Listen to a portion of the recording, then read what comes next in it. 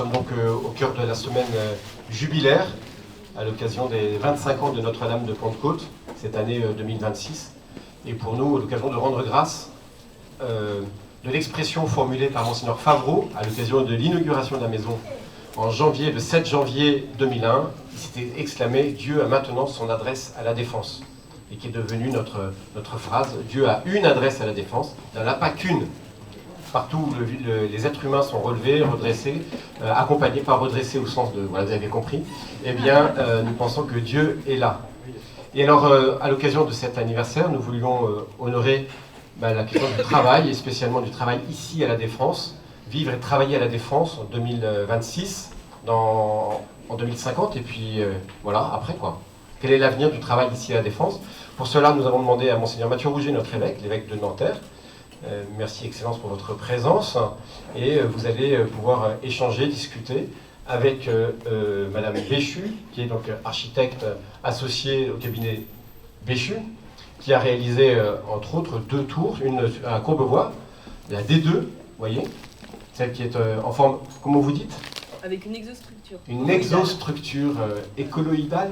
Ovoïdale. Ovoïdale, voilà, pardon, excusez-moi.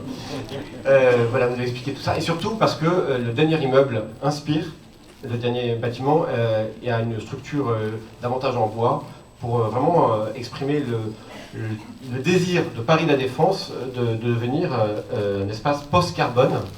Et donc nous avons aussi la chance d'accueillir son directeur général, M. Pierre-Yves Guis. Merci monsieur, vous étiez venu il y a 5 ans pour les 20 ans de Notre-Dame de Pentecôte. Merci encore, voilà. Et pour la qualité aussi des collaborations entre les services et les personnes de Paris La Défense et la maison. Et puis nous accueillons monsieur le maire de Neuilly, monsieur Fromentin. J'espère que ça a été de traverser la Seine. Ça va ? Très chaud. Merci. Voilà. Et nous avons sollicité, pas seulement parce que vous faites partie des élus à qui est confiée la gestion de ce territoire, mais aussi parce que vous avez soutenu une thèse de doctorat sur l'avenir des quartiers d'affaires. Peut-être que vous nous en direz davantage. Voilà. Monseigneur, Excellence, je ne crains pas, ça se passe très bien. Merci beaucoup, Père Hugues, et merci aux intervenants et à vous tous d'être ici.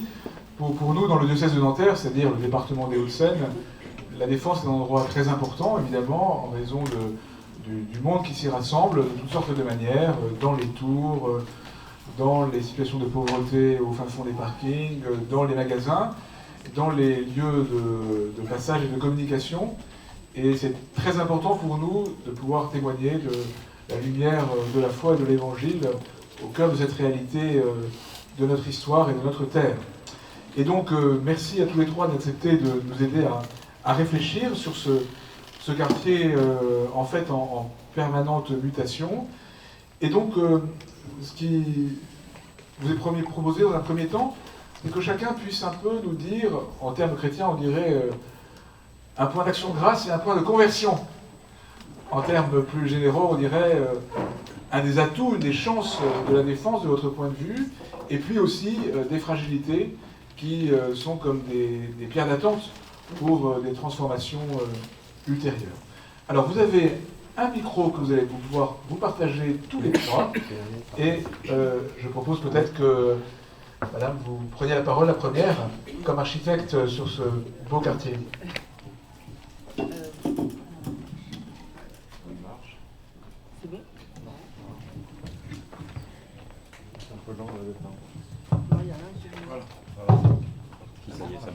Là, ouais. Bonjour à tous. Alors, je vais juste clarifier quelque chose, c'est que je ne suis pas architecte. En revanche, je dirige une agence d'architecture et d'urbanisme qui est une agence familiale depuis 4 générations. Donc, je représente la 4e génération. Et donc, je travaille avec beaucoup d'architectes. Et moi-même, ma passion, c'est le travail et les interventions à l'échelle urbaine, ce qui est exactement le sujet qui nous concerne aujourd'hui. Alors, pour répondre à votre première question, pour moi, une force du territoire de la Défense, c'est évidemment d'être le premier quartier d'affaires d'Europe, mais c'est à la fois un point fort et une fragilité parce que ça vous oblige. Quand on est premier, il y a toujours des seconds et des troisièmes qui veulent devenir le premier, et donc ça donne l'obligation, mais aussi l'envie de se réinventer en permanence. Et c'est précisément là que réside, selon moi, le véritable point fort de la Défense, c'est sa capacité à innover et à muter. Dans le temps, ça s'est d'abord manifesté par la volonté d'implanter ici des écoles. Dès les années 90, il y a le pôle Léonard de Vinci qui a commencé à s'implanter. Et d'ailleurs, cette implantation d'écoles a permis de faire vivre à l'urbanisme, c'est quelque chose qu'on voit de façon générale, une dynamique de transformation très intéressante, qui est que là où les entreprises allaient où étaient les écoles, là où les écoles allaient où étaient les entreprises, aujourd'hui ce sont les entreprises qui vont là où sont les écoles. Parce qu'on est dans une économie apprenante où les besoins de formation et d'apprentissage tout au long de son parcours professionnel sont essentiels. Et donc le nombre d'écoles s'est complètement développé tout au long des années. Aujourd'hui, on sait qu'il y a 70 000 étudiants et apprenants, et puis une montée exponentielle de formation exécutive.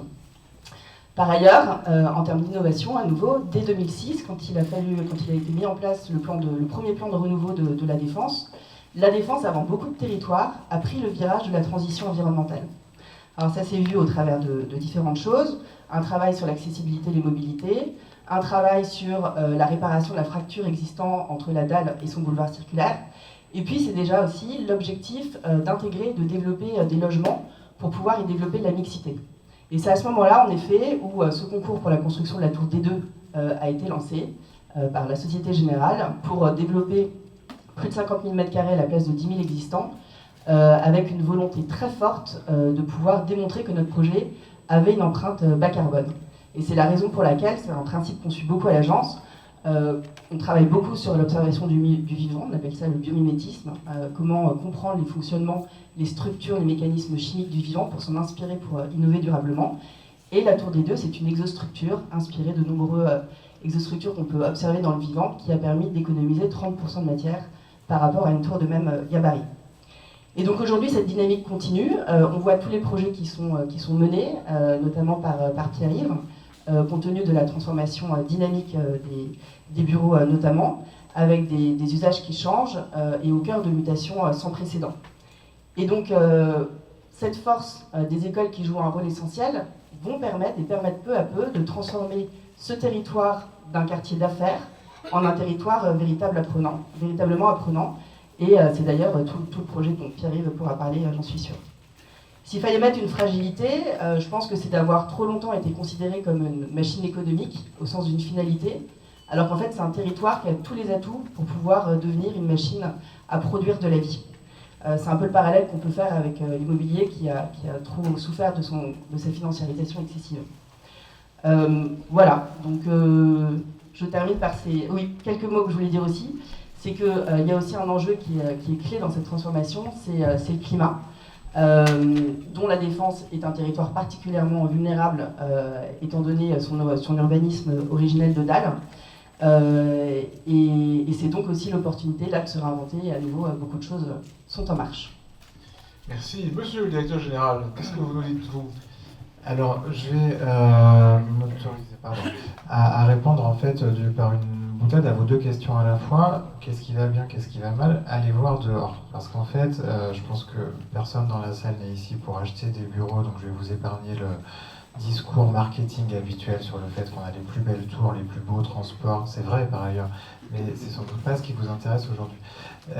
Ce que je pense, et c'est d'autant plus intéressant que je sais que c'est un sujet d'intérêt également pour Jean-Christophe Romantin, qu'on peut commenter de différentes manières, mais je pense que la période récente, qui allez voir dehors, dehors vous allez voir des gens qui se regroupent, qui fonctionnent comme une ville. La période récente, et alors le père Hugues l'a rappelé, moi je suis arrivé, j'avais eu l'occasion d'intervenir ici, juste au moment du Covid, quand on avait fermé la Défense, qu'il y avait littéralement personne. Là, évidemment, question tout à fait légitime sur le sens de toute cette création un peu démiurgique des années 60-70. Pourquoi on avait fait ça si ça s'arrêtait dès que les gens étaient empêchés de venir ? Eh bien, on s'est rendu compte déjà que dès qu'on a relâché les contraintes sanitaires, le télétravail, les gens sont revenus.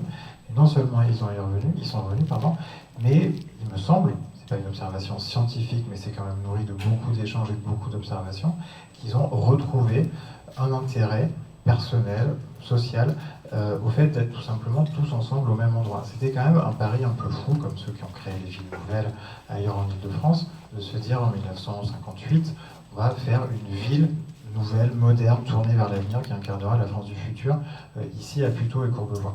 Eh bien, Ça a marché, ça a été ébranlé, je l'ai dit par le Covid, c'était ébranlé avant. Moi, il se trouve que jeune professionnel, j'ai commencé à travailler au ministère de l'Équipement dans la Grande Arche. C'était l'époque d'Internet, de la mondialisation. On disait, à quoi bon faire des quartiers d'affaires? Quel est l'intérêt de mettre des entreprises les unes à côté des autres? Et donc, elles n'en ont pas besoin. Elles n'ont qu'à s'envoyer des mails ou se parler au téléphone. Elles n'en ont pas forcément besoin de travailler les unes avec les autres. Et donc voilà, on était vraiment dans une phase d'atomisation de l'urbanisme et de la société, sur laquelle je pense qu'on est en train, à certains égards, de revenir. Et la défense est un bon point d'observation et d'expérience de ce retournement. Et puis, je vais faire plus vite, aller voir dehors, ce qui ne va pas, mais dehors, il fait 50 degrés. Le problème de cette création urbaine, je l'ai dit, elle date du XXe siècle, elle est l'emblème de choses qu'on a voulu faire trop grand, trop compliqué, trop artificiel, trop dans l'incarnation d'une forme de puissance. Je parlais des murs à l'instant. Sans suffisamment, alors peut-être parce qu'on ne savait pas, sans suffisamment s'interroger sur la résilience, sur la soutenabilité, sur le caractère humain tout simplement de cet environnement qu'on était en train de créer. Et c'est vrai que l'intensification des risques naturels et des événements climatiques petits ou grands nous rappelle que ce territoire en l'état n'est pas soutenable. On ne pourra pas vivre et travailler à la Défense, même pas dans 50 ans, mais dans 10 ans si on ne fait rien. Alors fort heureusement, Clémence le disait, on a commencé à faire des choses, des espaces verts, etc.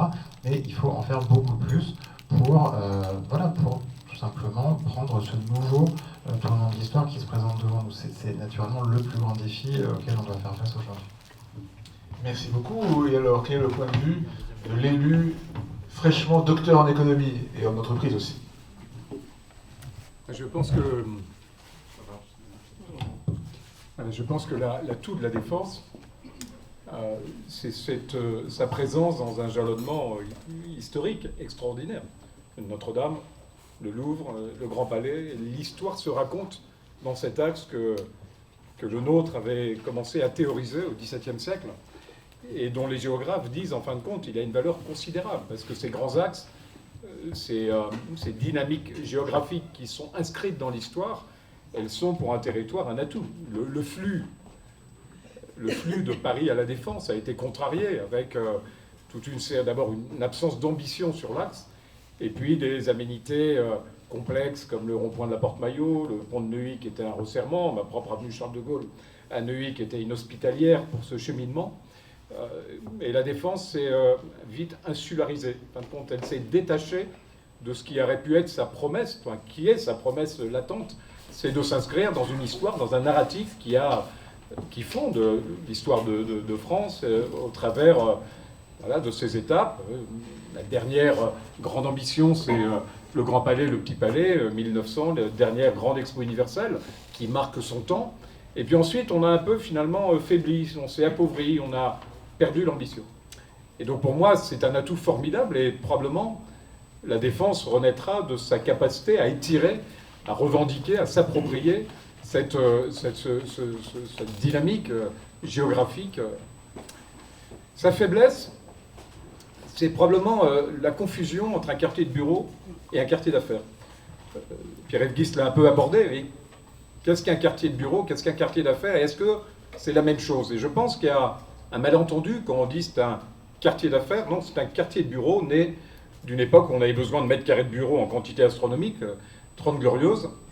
Et finalement, aujourd'hui, on réinterroge, en fin de compte, moi c'est dans mes travaux, par quelques modèles économétriques, vous voyez, j'ai fait l'exercice en disant, ça serait bien d'expliquer Pierre-Yves, si on déplace les tours, si on les écarte les unes des autres, est-ce que ça change quelque chose?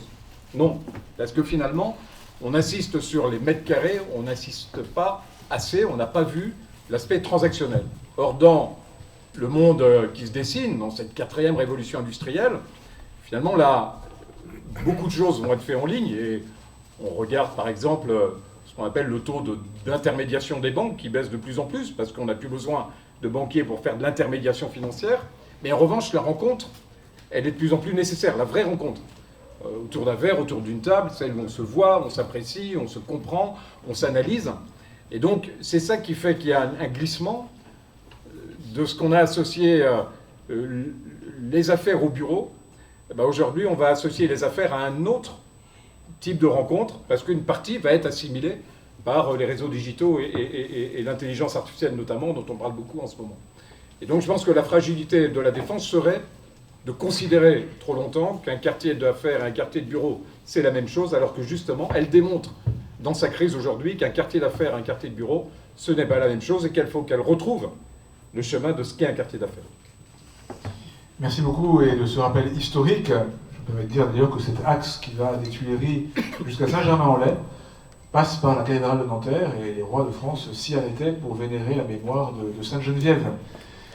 Dans l'histoire plus récente, je pense que certains d'entre vous ont vu, je le recommande sinon, le film L'inconnu de la Grande Arche, qui pose plein de questions déjà en fait sur à la fois la créativité d'un architecte un peu inconnu et étonné d'avoir reçu cette mission, et puis les complexités administratives françaises et la rencontre partiellement inaboutie en fait de ces deux démarches. Alors, vous avez commencé de dire un peu les uns et les autres. Il y a une mission confiée par le Premier ministre à l'époque, François Bayrou, sur l'avenir de la Défense. Il y a eu déjà beaucoup de travaux récemment pour relier la dalle à son environnement. C'est toute, disons, l'ambiguïté des constructions sur dalle qui ont été la doctrine urbanistique un peu héritée de Le Corbusier dans les années 50-60. On voit par exemple à Villeneuve-la-Garenne le maire Pascal Pellin qui fait un très gros travail de réurbanisation à souhaiter détruire un certain nombre de constructions sur dalle parce qu'elles devenaient impossibles à gérer du point de vue de la vie et de la paix sociale. Donc, au fond, qu'est-ce que, de manière un peu plus concrète, vous verriez les uns et les autres comme démarche d'amélioration, disons, dans les années qui viennent, pour que cette histoire qu'a rappelé Jean-Christophe Fromentin puisse continuer sa course de manière ajustée aux enjeux contemporains. Et puis peut-être que ce serait intéressant aussi de se demander s'il n'y a pas quelques erreurs à éviter à partir de l'histoire de la Défense. Alors changeons peut-être un peu l'ordre des intervenants. Monsieur le directeur général. Et puis n'hésitez pas surtout à rebondir si vous le souhaitez l'un sur l'autre, parce que c'est ça aussi qui est intéressant. Oui, je vais me permettre en premier rebond, vous faites fort bien de mentionner L'inconnu de la Grande Arche. Si il y a des fans de cette histoire, il y a même un roman en fait, enfin un roman historique, c'est pas vraiment romancé, c'est des choses qui sont réellement passées, de Laurence Cosset qui a été publié il y a une petite dizaine d'années et qui explique bien toute cette histoire, mais qui, au-delà de ces anecdotes qui sont nombreuses et passionnantes, donc vraiment, si vous savez, quelques jours à y passer, ça les vaut, mais qui sont assez emblématiques de ce que disait notamment Jean-Christophe Fromentin, du fait qu'on n'a jamais, et ça se voit y compris dans l'usage de l'arche, on n'a jamais su trancher, c'est aussi ça le défi qui est, enfin je vais répondre à votre question, entre une vocation utilitariste de la Défense, c'était quantitativement, on déchargeait Paris des besoins en bureaux et on faisait une collection de bâtiments de promoteurs immobiliers pour loger des entreprises et puis plus tard pour écouler des flux financiers, de la pierre papier, etc. Ou est-ce qu'on était en train de construire une ville, et idéalement une ville réussie, une ville symbolique, et l'Arche résume parfaitement cette contradiction, en tout cas cette dialectique, puisque c'est à la fois un monument. Encore une fois, si vous ne connaissez pas l'histoire, il y a un récit spirituel, je ne sais pas s'il est religieux, mais en tout cas spirituel, derrière la conception et la construction de ce bâtiment, mais qui est loti de bureaux sans aucun intérêt. En fait, on ne peut pas aller dans l'Arche. Il y avait un toit qui était censé être une plateforme d'observation sur Paris, auquel on n'a jamais réellement pu, enfin, on a pu y accéder à certains moments, mais aujourd'hui qui est fermé depuis plusieurs années. Et puis à part ça, il y a des bureaux sans intérêt. Et on a vraiment, je pense, une incarnation en modèle réduit de ces contradictions. Donc, par conséquent, qu'est-ce qu'il faut faire maintenant qu'on est à peu près, je pense, d'accord tous, non seulement nous, mais tous les acteurs de la Défense, sur ce constat? Je pense que la première erreur, ce serait de renoncer, ce serait de dire on s'est trompé, il n'y a pas besoin de la Défense, ou alors c'est une erreur, on va neutraliser, vous parliez des quartiers de grands ensembles, c'est ce qu'on fait beaucoup sur les grands ensembles de logement social des années 70, on casse les dalles, on met du logement privé, on met des bureaux quand on peut y arriver, puis on dit surtout, on va occulter les traces du passé, on va changer le cours de l'histoire tant qu'il est encore temps. Je pense qu'il ne faut pas le faire, la Défense reste un atout pour la France, c'est le premier quartier d'affaires de France et d'Europe, c'est un atout non substituable de la France dans la compétition internationale. Ça ne veut pas dire qu'il soit parfait, loin s'en faut, mais de fait, on en a encore aujourd'hui besoin pour loger. On a un tiers du CAC 40 qui a son siège social ici, on a 200 000 salariés, et on sait que les entreprises, prenez Total Energy, c'est un exemple réel, qui est en train et qui a fait le choix il y a quelques années, et qui est en train de finir la construction de son nouveau siège social. J'imagine, je ne sais pas s'il y a des gens de Total dans la salle, que si on leur disait pour X ou Y raison, vous ne pouvez pas venir à la Défense, ils n'iraient probablement pas mettre leur siège social à Saint-Denis ou à Marne-la-Vallée, mais plutôt à Londres ou à New York ou à Francfort ou que sais-je. Donc on a besoin de ça. Pour autant, je parlais de résilience tout à l'heure, on parlait de la qualité de l'offre urbaine et de ce que disait Jean-Christophe Rementin. Il y a naturellement un certain nombre d'infléchissements à apporter au mode de développement de la défense. Il faut urgemment y introduire ce qu'on appelle de la mixité fonctionnelle, concrètement faire des logements, comprendre que le temps n'est plus à construire des bureaux dans tous les sens pour quels besoins, point d'interrogation à l'heure de l'intelligence artificielle, de la stagnation démographique et plus si affinité. Et puis, idéalement, c'est le sujet de la Grande Arche, ça peut être un autre sujet, la thèse de Jean-Christophe le souligne, peut-être finir cette intention qui n'a jamais été complètement concrétisée de faire de la défense un territoire unique, un territoire exemplaire, un vrai attracteur, un vrai pôle de vie et pas seulement d'activité financière. Et donc, y trouver une vocation est-ce que c'est un monument, est-ce que c'est un grand équipement public, en tout cas un truc, passez-moi l'expression, qui rendrait définitivement singulière et différenciante l'expérience de vivre, de travailler, d'être tout simplement à la Défense. On n'y est pas encore tout à fait. Alors moi je pense que la Défense est un territoire qui peut être un véritable laboratoire de la transformation des quartiers d'affaires, en puisant justement sur tous ces sujets de transition majeure qu'on vit aujourd'hui. Alors on a parlé du climat, évidemment, PLT travaille beaucoup dessus avec tous ces projets superbes que vous avez vus et qui font l'actualité. Moi, il y a un enjeu dont on ne parle pas suffisamment, qui je pense peut être un vrai levier pour transformer les territoires, qui est l'enjeu de la démographie. Alors la démographie, on s'intéresse évidemment, on parle du vieillissement, et très souvent, quand on développe des projets, ou même dans les projets immobiliers toutes ces dernières années, on s'intéresse aux fragilités. Alors c'est important, mais il faut aussi penser au fait qu'on vieillit, mais on vit plus longtemps. Donc ça veut dire qu'on entre dans une ère de la longévité. Il y a des chiffres clés à voir, c'est que d'ici 2030, un Français sur 4 aura plus de 65 ans, et que d'ici 2040, on passera de 3 à 7 millions de personnes de plus de 80 ans. Des personnes parmi elles, beaucoup vont rester agiles, avec donc, du coup une agilité à conserver dans la société, qui veulent rester impliquées dans la société, qui veulent rester impliquées dans la vie économique. Et donc je pense que ça doit être vu comme une opportunité de questionner notre manière de faire la ville, et d'arrêter ce fonctionnement qu'on a encore trop, de fonctionner en cycle court, avec je suis jeune, j'ai une vie active et je vieillis, et souvent à part. Ça, c'est un modèle qui ne fonctionne plus, et donc on doit imaginer des territoires capables d'accompagner des vies plus longues, plus hybrides, plus évolutives, et je pense que la Défense peut le devenir. On a parlé de cette volonté de devenir et de s'asseoir comme un campus de l'innovation et de la connaissance. Voilà, les seniors, ça s'intègre dans un lieu d'apprentissage permanent. Ça s'intègre dans un territoire qui devient un territoire de transmission. Ça s'intègre dans un campus métropolitain de la connaissance et de cette économie de la longévité. Parce qu'il y a donc énormément d'éléments positifs et d'atouts sur lesquels s'appuyer. Je pense notamment, et donc quand on pense aussi aux seniors fragiles, parce qu'il faut y penser, il faut penser à l'impact que ça a sur les entreprises. Aujourd'hui, un salarié sur 4, un salarié sur 5 est aidant familial. Alors pas forcément aidant pour un senior, pour un parent plus âgé, ça peut aussi être aidant pour un enfant. Mais d'ici 2030, j'ai révisé mes chiffres ce matin, on aura un salarié sur 4 qui sera aidant familial, poussé justement par ce vieillissement démographique. Ça, c'est un coût énorme pour l'entreprise. Et donc, il y a des solutions à anticiper. Et donc, dans ce qu'on peut imaginer, à tester, on peut imaginer développer des formations diplômantes pour les seniors, comme ça existe déjà en Chine. En Chine, vous avez 130 millions de seniors. Depuis 2012, il y a une politique d'accompagnement du vieillissement fantastique, et vraiment, allez lire ce qui s'y passe, qui a été développée. Il y a 75 000 formations diplômantes. Il y a des incubateurs pour les seniors. Il y a des groupes immobiliers entiers qui ont mis ce sujet au cœur de leur stratégie de développement.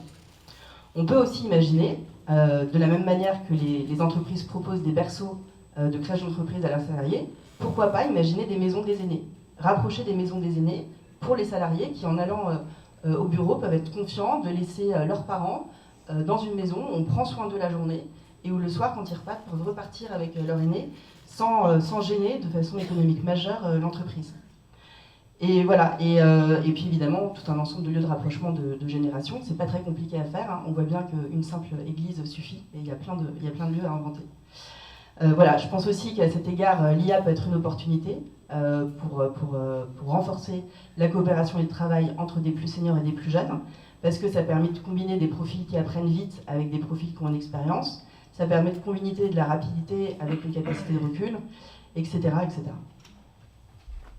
Merci. L'IA, parce qu'on en parlait, elle est intéressante à regarder et à comprendre, parce qu'elle dit beaucoup de ce que seront nos villes et nos quartiers demain.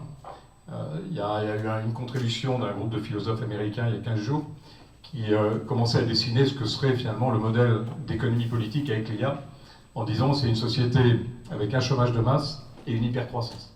Donc des niveaux de croissance comme on n'en a jamais connu, mais pour autant un chômage comme on n'en a jamais connu. Et ça rejoint ceux qui font un peu d'histoire économique, qui disent finalement avant la révolution industrielle, on a été une économie basée sur le travail. Avec la révolution industrielle, on est passé d'une économie sur le travail à une économie plus mixte, avec à la fois le travail et le capital. Et probablement, on va vers une économie dont le cœur sera le capital.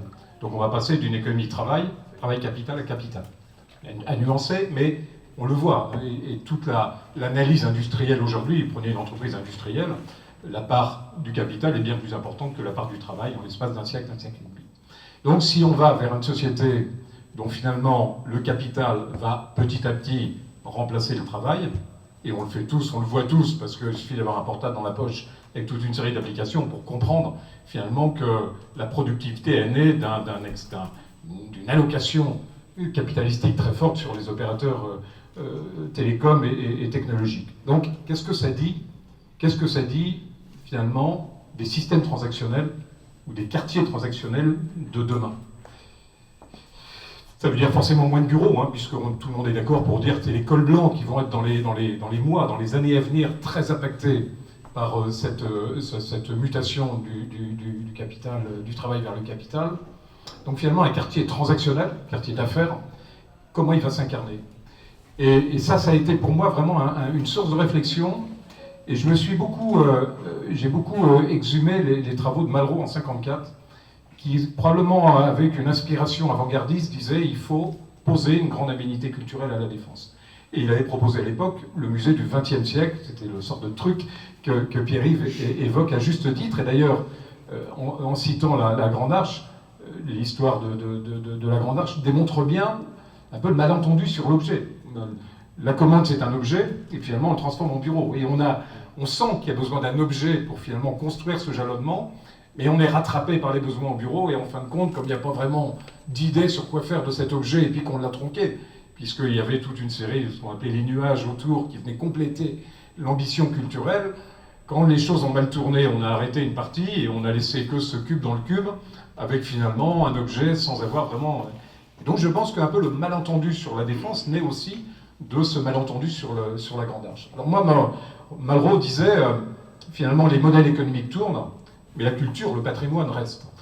Et quand on voit effectivement Paris, et Paris c'est un quartier d'affaires, le quartier central des affaires marche très très bien, en immobilier et dans sa fréquentation, et quand on a un regard géographique sur où est-ce que la vie des affaires se polarise à Paris, c'est autour des lieux culturels.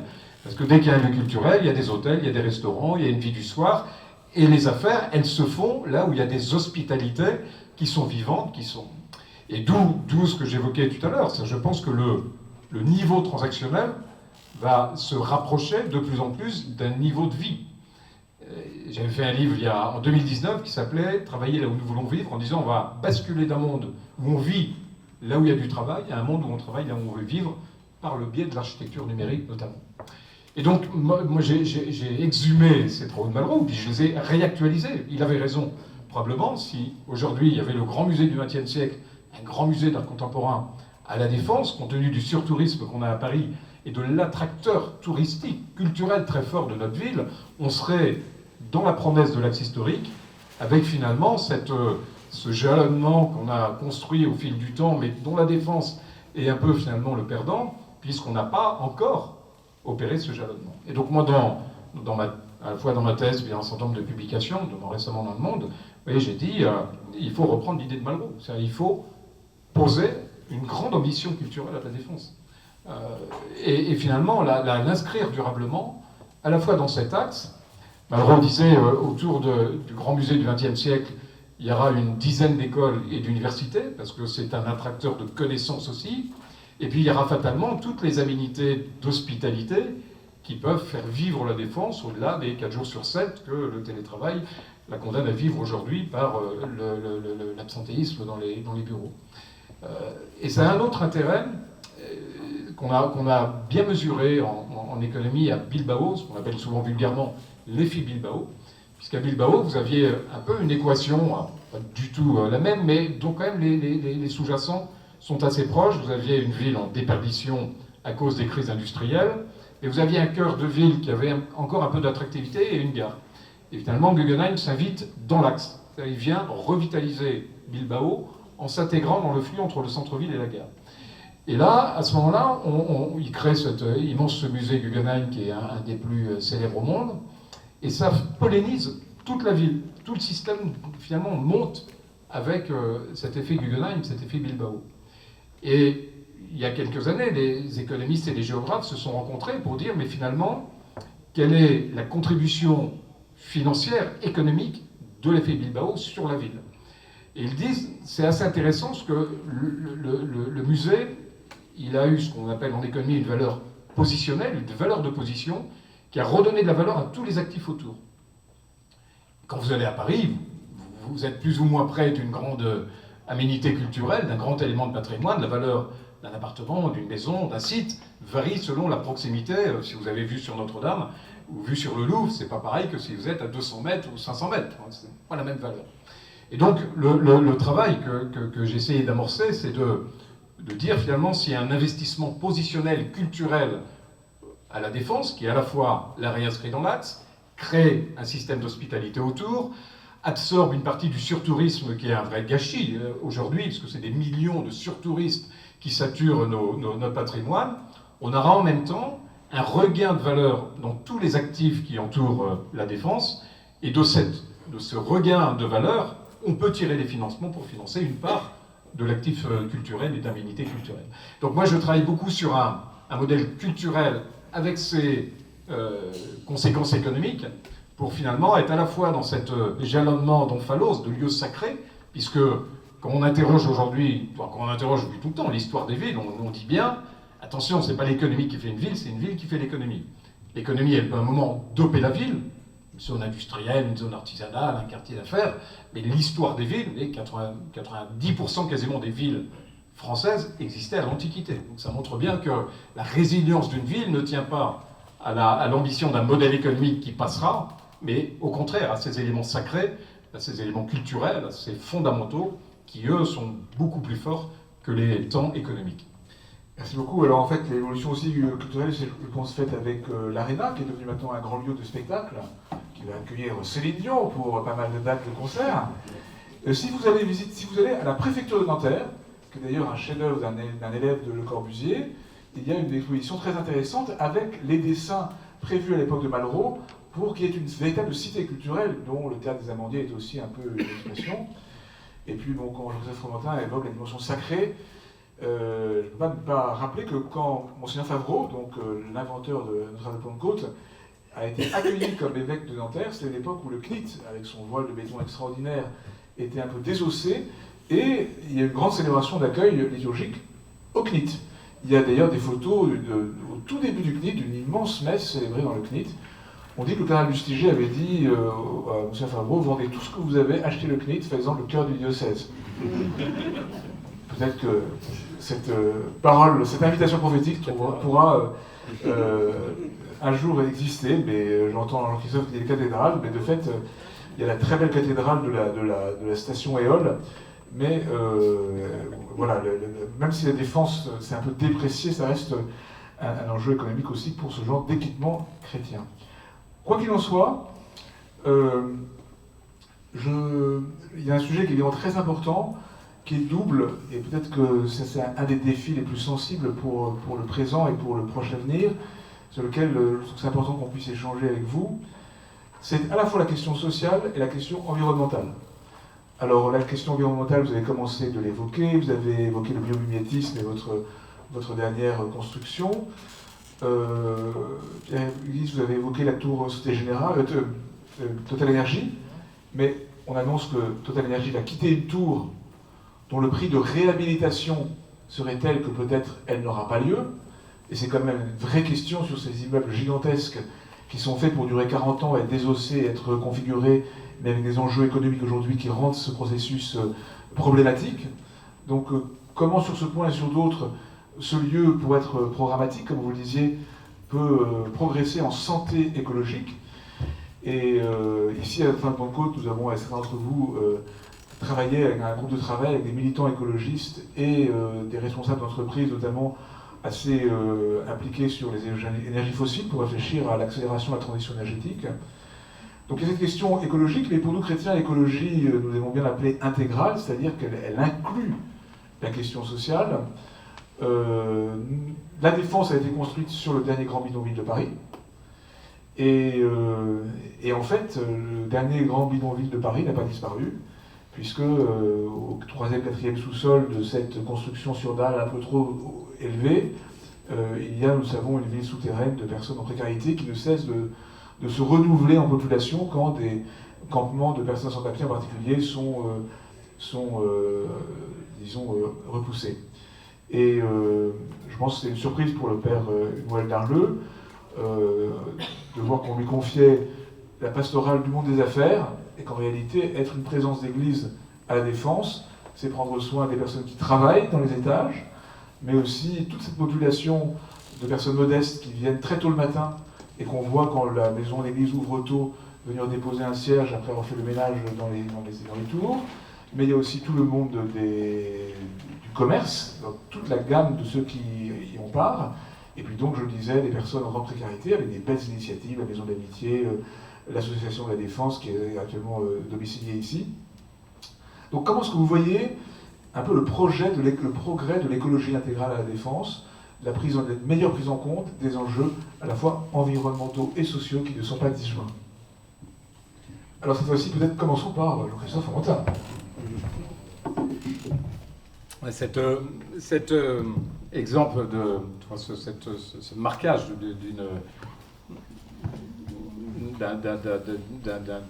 mixité finalement sociale, elle est fondamentale parce que une ville ou un village, il existe par cette unité, par cette mixité. Et on voit bien, moi c'est un des risques que je vois dans la métropolisation. C'est-à-dire que la métropolisation, finalement, là où on attendait faire une forme de vie cosmopolite, finalement on a l'inverse. C'est-à-dire que plus les villes sont grandes, plus on constate deux phénomènes, un phénomène de ségrégation et un phénomène d'isolement. Une ville est grande, plus finalement les quartiers se spécialisent, les quartiers résidentiels ou les quartiers, ou même les quartiers culturels, le prisme culturel et plus on a d'isolement. Et l'isolement, c'est un vrai sujet. C'est-à-dire qu'aujourd'hui, on mesure une forme de proportionnalité. Plus un territoire est dense, plus les gens sont isolés. Ce qui est contre-intuitif, parce qu'on pourrait se dire, plus on est les uns sur les autres, plus on est isolé. Au contraire, c'est l'inverse qui se passe. Et on constate donc à l'inverse que dans un territoire rural, les gens sont beaucoup moins isolés parce qu'il y a le besoin de l'autre, indépendamment des profils socio-professionnels. Et on le vit tous, ceux qui ont une maison de campagne ou quand on va chez des amis à la campagne, on discute avec l'agriculteur, avec la maison d'à côté. Il n'y a pas de ségrégation et il y a beaucoup moins d'isolement parce que l'altérité est bien plus nécessaire. Et donc, la défense, Pierre-Yves Guis et Clémence l'ont évoqué chacun. Elle est partie dans ce dont on avait besoin au mépris d'une ouverture à différentes fonctions, à différents usages. Et là, comme maire, oui, je pense aussi que l'avantage de l'opération d'intérêt national, ce qu'on appelle l'OIN, a été certes de faciliter la mise en place de la défense, mais en enlevant l'idée d'un maire, l'idée de quelqu'un qui veille, comme on le fait dans nos villes, avec plus ou moins de difficultés. Quand on est maire, on est garant de cette osmose, de cette lutte contre l'isolement, de cet équilibre. La défense n'a pas de maire. Pierre-Yves est un peu le maire de la défense, de fait, mais avec des compétences qui sont réduites, je lui accorde, parce que l'établissement public fait beaucoup pour essayer justement d'arrondir les angles, mais ça ne remplace pas ce qui procède de notre démocratie, de notre système politique, qui est véritablement travailler ses équilibres, poser un projet, le partager, se faire élire sur un geste de confiance et bousculer aussi le jacobinisme pour finalement dire, bon, la défense, on peut y vivre, on peut y travailler, on peut s'y détendre, etc. Ce qui était le principe de Le Corbusier. Le Corbusier, il segmentait les usages et il se posait la question sur la défense. À un moment où on a dit on fera de la défense un laboratoire de Le Corbusier, c'est-à-dire que une partie pour faire ses courses, une partie pour se détendre, une partie pour habiter, une partie pour des bureaux, ce qui aurait peut-être fonctionné, mais on n'a même pas eu cet effet Le Corbusier. Et pour terminer, vous voyez, moi j'ai toujours dans mon approche de l'urbanisme comme maire de Neuilly, et je pense que c'est une réflexion que je me pose aussi sur la défense, et une référence à Heidegger. Heidegger disait finalement, ne confondons pas habiter et se loger. Habiter, c'est autre chose. Et l'utilitarisme qu'on évoquait tout à l'heure, il nous a amené à ne plus penser habiter, mais penser se loger. Et quand on pense se loger au lieu d'habiter, quand on a un ministère du logement au lieu d'un ministère de l'habitat, finalement on n'a pas du tout la même chose. C'est pas du tout pareil. Habiter, Heidegger disait, c'est concilier quatre choses. Le ciel, c'est les saisons, c'est finalement un territoire et contingent de cette saisonnalité. Voilà, c'est la terre, c'est la nature. La nature, vous voyez comment il interagit avec la nature. C'est Dieu, comment finalement il exprime le sacré, comment il intègre le sacré. Et c'est les mortels, c'est comment il crée finalement un système transactionnel, un système d'échange contingent des besoins matériels qu'on a les uns et les autres. Merci beaucoup. Alors, nos deux autres intervenants vont devoir faire preuve d'une écologie du temps également, puisqu'il va être temps pour certains de rejoindre ceux qui restent de bureau à la Défense. Alors, en quelques mots, chacun peut dire voilà, ses espérances en matière d'écologie intégrale. Alors, quelques mots. Je vais d'abord vous dire concrètement ce qu'on fait, puisqu'on est parti d'une écologie intégrale. Je sais pas, on est parti nous d'une écologie nulle, là aujourd'hui une écologie partielle, et puis parce qu'elle sera intégrale ou plus avancée plus tard. Qu'est-ce qu'on a fait pour qu'elle soit pas nulle en partant effectivement d'un territoire totalement contraire à tout ce qu'on peut rattacher au concept contemporain de ville durable? On a commencé, vous le voyez, par rendre l'espace public plus amène en termes de végétalisation, de pistes cyclables, etc. Parler des tours totales, encourager, et c'est l'avantage quand même des périodes de crise comme celle qu'on vit depuis 5 ans, ça facilite à peu près l'alignement des postures et des intérêts de chacun. Donc on a aujourd'hui des opérateurs privés qui, il y a encore 10 ans, étaient toujours dans ce paradigme de démolir des tours de bureaux pour en reconstruire de plus grandes à l'infini, sont aujourd'hui beaucoup plus conscients de l'intérêt de ménager ce qui existe, y compris pour des raisons économiques, il faut être clair, mais de réhabiliter, de transformer, de moderniser les bâtiments existants. Donc il y a toute une dimension technique, il y a une dimension sociale qui est assumée, qui est totalement imparfaite et incomplète, et ça me permettra de rebondir sur ce qui vient d'être dit, mais qui n'est pas là non plus nul. On a parlé de la Maison de l'Amitié, il se trouve que hier dans ces murs, et je pense que certains ont dû y faire un tour, se tenait un forum des associations, merci à tous ceux qui ont contribué à son organisation, où il y avait une petite dizaine d'acteurs associatifs du territoire. En réalité, il y en a même davantage, en tout cas 10 étaient qui existent, 10 étaient présents, qui couvrent à peu près toute la palette traditionnelle de l'inclusion, de l'aller vers et de la cohésion sociale telle qu'on peut la faire avec de la ficelle et du scotch, qui sont généralement les moyens de travail d'association. Et on se rend compte que malgré le fait, et évidemment, on ne va pas nier l'évidence, il existe une part encore importante, peut-être pas aussi importante qu'à l'époque du grand bidonville de Nanterre, mais il existe une vraie population, plusieurs centaines de personnes qui sont sans abri, qui sont en errance à la Défense, et pour lesquelles aucune structure, aucun cadre de vie tout simplement n'a été pensé. Mais ce qui me permet, je fais vraiment 10 secondes de rebondir parce que c'est important, je ne revendique absolument pas d'être maire de la Défense, au-delà des compétences techniques dont on peut parler, j'en dis surtout pas la légitimité démocratique. Et personne ne l'a, parce que de fait, qui quelle est la communauté humaine de la Défense? Il y a 20 000 personnes qui vivent sur la dalle ou à proximité immédiate. Il y a 200 000 salariés. Il y a, on l'a dit, des gens qui sont sans abri ou en errance. Il y a des gens qui tiennent des commerces de proximité, des gens qui vont voir Céline Dion, des gens qui vont se promener par là, qui prennent la gare de transport. Qui vit, qui habite et qui incarne le corps social de la Défense? Et à supposer qu'on puisse répondre à cette question, comment se représente-t-il, comment se donne-t-il un nom, une langue commune, des repères, un cadre d'action commune? C'est une question qui aurait pu être tranchée si nos prédécesseurs avaient eu l'idée, malheureusement on va pas faire marche arrière, de faire, parce que c'est vraiment ça le sujet, de faire une commune de la Défense, parce que là, il y aurait une société qui se gouverne. On a aussi un système à Londres où les salariés votent pour le maire de la City de Londres. Bon, ici, on n'a pas ça. Donc c'est un vrai chantier qui est très difficilement posable en termes politiques, en termes administratifs. Donc je pense qu'il va rester devant nous pendant encore quelques temps. Peut-être que l'IA nous aidera à le résoudre, nous forcera, nous mettra dos au mur. Mais je pense que tant qu'on n'a pas posé cette question de la nature et de la représentation du corps social de la Défense, on ne pourra pas y répondre. Et il ne empêche pas d'y réfléchir. Merci beaucoup, hein, c'est très, très stimulant. Je signale aussi que pour nous, avec le diocèse de Nanterre et notre bras caritatif qui est la Fondation Sainte-Geneviève, chaque année l'organisation du Paris solidaire, qui est vraiment un grand rendez-vous de la générosité et de l'initiative associative au service des plus fragiles. Je pense que c'est une contribution qu'on est heureux d'apporter à tout ce qui peut se vivre ici.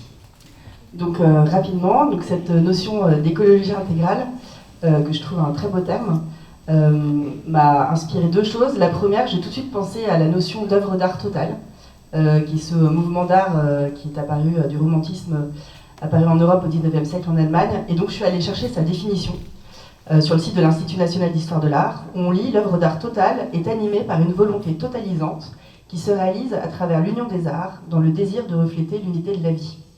Et au fond, l'écologie intégrale, c'est une notion qui est assez proche parce que c'est comprendre que tout est lié. Et nous, c'est cette approche qu'on utilise à l'agence, dite d'urbanisme régénératif, dont on entend de plus en plus parler, qui consiste à aller au-delà des principes du développement durable basique, c'est-à-dire limiter son empreinte.